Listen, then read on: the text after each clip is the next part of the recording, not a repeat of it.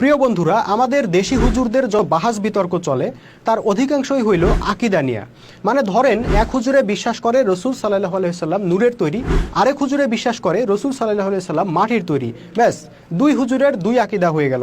এবার দুইজনই বলতে থাকবে আমি সহি আকিদা আর তুমি বাতিল আকিদা। এমনকি এই অপ্রয়োজনীয় বিষয়ে তর্ক বিতর্ক করে তারা একে অপরকে কুফরি আকিদা এবং কাফের বলতেও দ্বিধা করে না। এই ধরনের আকিদা নিয়ে ক্যাচাল সাধারণত বেশি দেখা যায় কওমি হুজুরদের মধ্যে, মানে দেওবন্দি মাদ্রাসার হুজুরদের মধ্যে। তাদের ভাবভঙ্গি এমন যে বাংলাদেশের সবাই বাতিল ভ্রান্ত আকিদা হয়ে গেছে, একমাত্র তারাই সঠিক আকিদা ধরে রাখতে পারছে। এরা হিজবুত তৌহিদের বই পুস্তক ঘেটেও নাকি অনেক কুফরি আকিদা খুঁজে পাইছে। তো আজকে আমি এই কওমি হুজুরদের সহি আকিদার দৌড় দেখাবো আপনাদেরকে। এই ভিডিওতে বাংলাদেশের সহি আকিদার কওমি হুজুরদের কাছে আমি কিছু সহি প্রশ্ন রাখবো, দেখি তারা উত্তর দিতে পারে কিনা এবং তাদের সেই উত্তর সহি আকিদার সহি উত্তর হয় কিনা। তো চলেন শুরু করা যাক। 1, কোরআনে আল্লাহ বলছেন যারা আল্লাহর নাজিল করা কিতাব দিয়ে ফয়সালা করে না তারা কাফের। কাফের সম্পর্কে এটাই ছিল সাহাবীদের আকিদা। তাই সাহাবীরা সর্বাত্মক সংগ্রাম করে দিন প্রতিষ্ঠা করছেন এবং ইসলামী সরকার ব্যবস্থা প্রবর্তন করছেন। কিন্তু আপনারা কওমি হুজুররা দিন প্রতিষ্ঠার কাজ বাদ দিয়া মাদ্রাসা বানাইলেন আর ঘোষণা দিলেন সরকারের সঙ্গে আপনাদের মাদ্রাসার কোনো সম্পর্ক থাকবে না। আপনারা সরকার থেকে কোনো বেতনও নেবেন না, সরকারের কথাও শুনবেন না। এই আকিদাটা আপনারা কই পাইছেন? সাহাবীদের আকিদা কি এমন ছিল? 2, আল্লাহ কোরআনে বলছেন মোমেনরা সীসা গলানো প্রাচীরের মতো ঐক্যবদ্ধ থাকতে হবে। সেই মোতাবেক সাহাবীরা ছিলেন এক জাতি এক দল, তাদের কর্মসূচিও ছিল একটা। কিন্তু আপনারা কওমি হুজুররা এত বড় সহি আকিদার ডিলার হবার পরও এত দলে তরিকায় ফেরকায় মতবাদে বিভক্ত কেন? আপনাদের একদল রাজনীতি করে, আবার আপনাদেরই আরেক দল সেই রাজনীতিকে হারাম বলে। একদল পীরমুরিদি করে, আবার আপনাদেরই আরেক দল সেই পীরমুরিদির বিরোধিতা করে। একদল সরকারের সঙ্গে সহযোগিতার হাত বাড়ায়, আবার আপনাদেরই একদল সরকারকে কাফের ফতোয়া দেয়। এমনকি নিরীহ গোবেচারা তাবলিগ জামাতের মধ্যে পর্যন্ত আপনারা কওমিরা ডিভিশন তৈরি করে ফেলছেন। তাবলিগের দুই গ্রুপের মারামারি দেখেই বোঝা যায় আপনাদের সহি আকিদার দৌড়। 3, রসুল সাল্লাল্লাহু আলাইহি সাল্লামের যুগে সাহাবীরা যেমন এক জাতি ছিলেন, তেমনি তাদের নেতাও ছিলেন একজন। যতদিন রসুল সাল্লাল্লাহু আলাইহি সাল্লাম জীবিত ছিলেন তিনি নিজেই ছিলেন সাহাবীদের অবিসংবাদিত নেতা। তার ওফাতের 3 দিনের মধ্যে সাহাবীরা আবু বকর রাদিয়াল্লাহু আনহুকে তাদের নেতা বা আমিরুল মুমিনিন নির্বাচন করলেন। আবু বকর রাদিয়াল্লাহু আনহু এর মৃত্যুর আগে উমর রাদিয়াল্লাহু আনহুকে খলিফা করে গেলেন। উমর রাদিয়াল্লাহু আনহু এর ইন্তিকালের পর উসমান রাদিয়াল্লাহু আনহু জাতির ইমাম হলেন।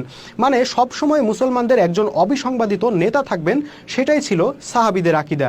কিন্তু আপনাদের ঐক্যের যেমন কোনো খবর নাই, আপনাদের নেতারও কোনো স্টেশন নাই। হেফাজতের এক নেতা, চরমনায়ের আরেক নেতা, খেলাফতের আবার আরেক নেতা, এদিকে তাবলিগের দুই গ্রুপের দুই নেতা। মানে যাচ্ছে তাই অবস্থা। এইভাবে থাকা যায়? আপনাদের আকিদা কি এটা সাপোর্ট করে? কই পাইছেন এই আকিদা আপনারা? 4, সাহাবীদের আকিদায় মোমেন ও কাফের সবসময় স্পষ্ট ছিল। যারা রসুল সাল্লাল্লাহু আলাইহি ওয়াসাল্লামের সঙ্গে বায়াত নিয়ে ঐক্যবদ্ধ হয়েছিলেন তারা ছিলেন মোমেন, আর যারা তার সঙ্গে ঐক্যবদ্ধ হন নাই তারা ছিলেন কাফের। কে কাফের এবং কে বাতিল, কে গুমরা ইত্যাদি বের করার জন্য তাই সাহাবীদেরকে কখনোই গবেষণায় বসতে হয় নাই। কিন্তু আপনাদের আকিদায় 2 দিন পর পর কি গন্ডগোল হয় আল্লাহই ভালো জানে। সকালে যারা কাফের বলেন বিকালে সে মুমিন মুসলমান হয়ে যায়, আবার সকালে যারা মুমিন মুসলমান বলেন বিকালে সে কাফের হয়ে যায়। আপনারা 2013 সালে 13 দফার আন্দোলনের সময় সরকারকে একবার কাফের ফতোয়া দিলেন। ওই সময় সরকারের বিরুদ্ধে আপনাদের নেতারা এমন কোনো উস্কানি ও ফতোয়াবাজি নাই যা করে নাই। তারপর কি হইতে কি হইল আল্লাহই জানে।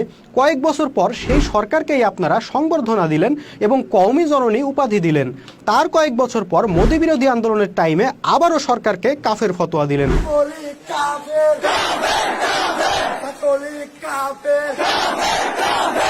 তার বছরখানেক পর দেখি সরকারের কাছে হাত কসলাইতে কসলাইতে বলতেছেন আমাদের অমুক নেতাকে ছাইড়া দিলে সরকার বিব্রত হয়, এমন কিছু আমরা আর করব না। এইগুলা কি ধরনের আকিদা আপনাদের? বর্ষাকালের আকাশের মতো যদি আপনাদের সহি আকিদাও ঘন্টায় ঘন্টায় চেঞ্জ হইতে থাকে তাইলে তো মুশকিল। 5, এই যে আপনারা কওমি হুজুররা কোরআন শিক্ষা দিয়ে নামাজ পড়ায়ে ওয়াজ করে বিনিময়ে টাকা নেন, এই বিষয়ে আপনাদের আকিদায় কোনো প্রবলেম হয় না? সাহাবীরা তো কোরআন শিক্ষা দিয়ে টাকা নেন নাই, দিন প্রচার করে টাকা নেন নাই। তারা কোনোদিন কথা বলেন নাই যে ওয়াজ করে টাকা না নিলে আমরা খাবো কি। তারা সত্যি সত্যি না খেয়ে থাকছেন, পেটে পাথর বাঁধছেন, কিন্তু দিন নিয়ে ব্যবসা করেন নাই, কারণ তারা সহি আকিদার মোমেন ছিলেন। তারা জানতেন আল্লাহ কোরআনে সরাসরি বলছেন যারা কোরআন প্রচারের বিনিময়ে টাকা নেয় তারা জাহান্নামের আগুন খায়। তারা না খেয়ে থাকছেন তবু জাহান্নামের আগুন খান নাই। কিন্তু আফসোস আপনাদের জন্য। আপনারা কেমন সহি আকিদার হুজুর যে 2টা টাকার লোভ সামলাইতে না পাইরা হারামকে হালাল বানায় নিলেন? ওয়াজ করার পর যখন আপনাদের হাতে 50,000 টাকার বান্ডেল তুলে দেওয়া হয়, তখন যদি আপনারা বলতেন, খামোশ, আমরা দেওবন্দ ঘরানার আলেমরা হইলাম সহি আকিদার হুজুর, আমরা ওয়াজ করিয়া টাকা খাই না, আমরা ইমামতি করিয়া টাকা খাই না, আমাদেরকে 1 টাকাও দেওয়া লাগবে না, তখন বোঝা যাইতো আপনারা আসলেই সহি আকিদার হুজুর। কিন্তু টাকা পয়সার বেলায় আপনাদের সহি আকিদা ভোদা হয়ে যায় কেন, একটু বলবেন? 6, দেখেন, আপনারা কিন্তু অন্য 10 জন সাধারণ মানুষের মতো না। আপনারা কওমি হুজুররা হইলেন one and only full and final সহি আকিদার দেশি হুজুর। কাজে অন্যরা যেটা করার হিম্মত পাবে না, আপনারা সেটা করতে পারবেন। এটাই হবার কথা, তাই না? তো কোরআনে আল্লাহ যে বললেন তোমাদের উপর কিতাল ফরজ করা হইল, এই ফরজ কাজটা আপনারা করতেছেন না কেন? আপনারা মাদ্রাসায় পড়ালেখা করলেন, কোরআনের সহি উচ্চারণ শিখলেন, সহি ব্যাখ্যা শিখলেন, কোরআন মুখস্থ করলেন, কোরআনের আয়াত নিয়ে তর্ক বাহাস করলেন, কিন্তু আল্লাহ কোরআনে যে কাজটা নিজে ফরজ বলে ঘোষণা দিলেন সেটা একদিনের জন্য পালন করলেন না। তো ফরজ কাজ বাদ দেওয়ার পরও কেউ কি ইমানদার থাকে? আপনাদের সহি আকিদার ফতোয়া জানতে চাই। একইভাবে কোরআনে আল্লাহ কিসাস ফরজ করেছেন, আপনারা এই ফরজও বাদ দিয়ে বসে আছেন, অথচ আপনারা নাকি সহি আকিদার সহি হুজুর। বাই দ্য ওয়ে, আপনারা সহি আকিদার হুজুররা বিভিন্ন ইস্যুতে চিৎকার চেঁচামেচি তো ভালোই করেন, কিন্তু কওমি মাদ্রাসায় বাচ্চা বলাৎকারের ঘটনাগুলোতে অজানা কারণে নীরবতা পালন করেন কেন বুঝি না। আপনারা যেহেতু সহি আকিদার হুজুর আর ইসলামের সমকামিতা অনেক বড় পাপ, তাহলে আপনারা কেন সেই পাপের বিরুদ্ধে হুঙ্কার দেন না? আল্লাহর আইন তো কোথাও প্রতিষ্ঠা করতে পারেন নাই, অন্তত কওমি মাদ্রাসায় শিশু ধর্ষণ করা হুজুরদের শাস্তিটা যাতে আল্লাহর আইনে হয়, এই দাবিটাও তো তুলতে পারতেন। এই বিষয়ে সহি আকিদায় কি ব্যাখ্যা আছে সেটাও জানাবেন আশা করি। প্রিয় দর্শক, ধরেন একটা গাছকে আপনি দাবি করলেন যে এটা আম গাছ, আর আমি বললাম এটা আম গাছ না, এটা মাকাল গাছ। এইটার সমাধান কিভাবে হবে? আসলে এটার ফল দেখলেই বোঝা যাবে এটা কি গাছ। সাহাবীদের আকিদা ছিল সহি আকিদা, সেই আকিদার ফল হয়েছিল কি আমরা সবাই জানি। ইসলাম প্রতিষ্ঠিত হয়েছিল, ন্যায় শান্তি সুবিচার প্রতিষ্ঠিত হয়েছিল, আল্লাহর দ্বীনের বিজয় হয়েছিল এবং মুসলিমরা সেরা জাতি হয়েছিল। কিন্তু আমাদের কওমি হুজুরদের তথাকথিত সহি আকিদার ফল কি হয়েছে? দিন প্রতিষ্ঠা হয়েছে? হয় নাই। জাতি ঐক্যবদ্ধ হয়েছে? হয় নাই। মুসলমানদের দুর্দশা বন্ধ হয়েছে? হয় নাই। তাইলে হয়েছে কি? আমাদের এই কওমি হুজুররা সহি আকিদার বিজ্ঞাপন দিয়া আর মাদ্রাসার কোমলমতি বাচ্চাগুলার জীবন নিয়ে দাবা খেলা কিছু রাজনৈতিক সুবিধা আদায় করতে পারছে, কিছু টাকা পয়সার মালিক হইতে পারছে, দ্যাটস অল। সুতরাং ফল দেখেই বোঝা যায় সাহাবীরা যে ইসলামের চর্চা করছেন, যে আকিদা পোষণ করছেন, আমাদের এই সহি আকিদার ডিলাররা সেটার ধারে কাছেও নাই। যারা ভিডিওটা এতক্ষণ পর্যন্ত দেখছেন আপনাদেরকে অনেক অনেক ধন্যবাদ। আশা করি এতক্ষণে আপনারা বুঝে ফেলছেন আমাদের কওমি হুজুররা যতই সহি আকিদার বিজ্ঞাপন দিয়ে বেড়াক, তাদের আকিদায় পাহাড়ের মতো বড় বড় গলদ খালি চোখেই দেখা যায়।